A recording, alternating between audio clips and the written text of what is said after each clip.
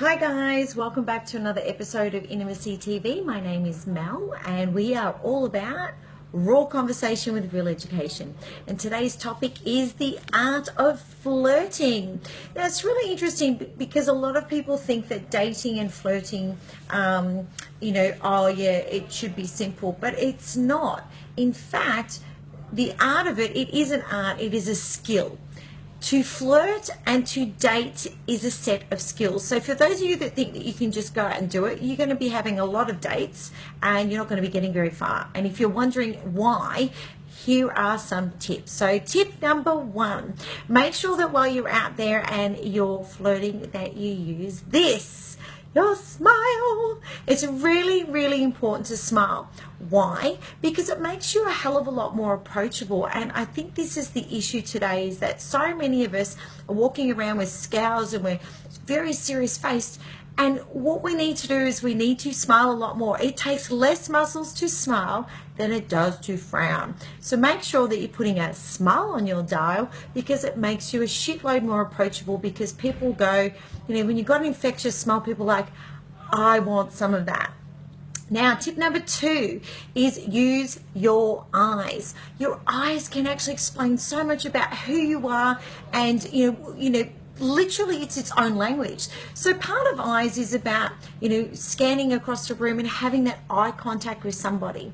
Eye contact is really important, but of course you want to make sure that it's not an accidental eye contact. You're sitting there going, well, we clicked eyes, but was it deliberate? So try it a couple of times. Now, this is the number one hidden tip that we do tend to teach more in our dating classes. So I'm going to give you the hidden secret. If you're unsure whether that eye lock contact is literal for you, the trick is do this. That's right, yawn, because yawns are infectious. And the only way that you know if someone's literally eye contact with you is if they see your yawn, they yawn. So try that trick a couple of times and then you'll know whether that eye contact was for the person next to you or for literally you. Tip number three is touch. So with touch, the way that you do that can be something simple like, touching them by fixing up something on their collar or, touching their back. So look, as I said, there's a whole art in regards to flirting and dating. And this is some of the stuff that we actually teach in our courses. And we've got this amazing one that we're going to do next year that's going to blow your mind. We've got stuff in there that no one else teaches. But using touch is a way to do it. Now, we're not saying grope. We don't want you to touch inappropriately, but it could be just taking lint off somebody. And it's just that art of touch, because when you touch, there are chemicals that actually get released in your body. So touch is another good connection tool.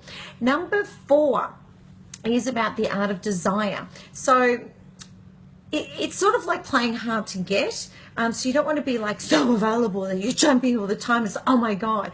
So pretty much when you're less available, it equals desire. Now that really does seem to work more with men, because men like the chase, but you'd be surprised how many women out there, depending on whether they're running their masculine or feminine energy, that when a guy is just so available all the time, or a guy is always wanting stuff from you, that the women get quite put off and they're like cha-chow. So tip number five comes down to my favorite, which is the air of confidence. Okay, so when you're confident, it's like you're the prize that somebody is going to get at the end of the fair. Or, when I say fair, I'm talking about, like if you're going to a carnival and you see, all the different prizes you can get, and you're like, I want that big teddy bear. That's what it's about. So part of that comes with confidence. And, people are really drawn to people that are confident, not cocky, but confident. So having an air of confidence about you is really important. Again, confidence for some people comes naturally because they just learnt the art of that at a young age, but it is a learned skill. So it's something that you can acquire to get. You can learn how to flirt or date and it be more natural. You can grab all the information and screw it up into a ball and just throw it out into the wind and just go, fuck it, I'm just going to do it this way. but are you actually getting what you desire? Are you literally getting to meet and have longer conversations with that person that you would like to do that with, or are you